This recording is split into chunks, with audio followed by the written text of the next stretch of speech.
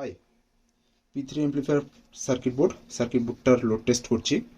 Circuit বোর্ডে যাবতীয় connection করা আছে, যেরকম আমার এই যে এখানে লোড রেজিস্টরের সাথে সংযুক্ত আছে একটি লোড রেজিস্টর 8 ওহমসের এবং এখানে দুইটি প্যারালাল ভাবে সংযুক্ত আছে, যার কারণে এখানে 4 ওহমসের রেজিস্টর তৈরি হয়েছে। আচ্ছা, এইখানে আমার অসিলোস্কোপ কানেক্ট আছে এবং এইখানে আমার ফাংশন জেনারেটর সংযুক্ত আছে। ফাংশন জেনারেটরে 1 কিলোহার্টজের ফ্রিকোয়েন্সি এমপ্লিফায়ারে প্রদান করা হচ্ছে। চলুন আমরা একটু অসিলোস্কোপে মনিটরিং করি। এখানে অসিলোস্কোপের দুইটি চ্যানেল বর্তমানে অন আছে। চ্যানেল 1 এটা হচ্ছে আমার এমপ্লিফায়ারের আউটপুট এবং চ্যানেল 2 এটা হচ্ছে আমার ফাংশন জেনারেটরের আউটপুট বা এমপ্লিফায়ারের ইনপুট। আচ্ছা, চলুন এবার আমরা একটু মনিটরিং করে দেখি। আমরা ভোল্টেজ আরএমএস বা ভিআরএমএস এইটি লক্ষ্য করব।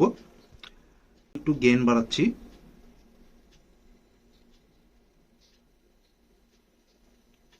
আচ্ছা, ভিআরএমএস আমরা পাচ্ছি 800 মিলিভোল্টে 18.7 মিলিভোল্ট।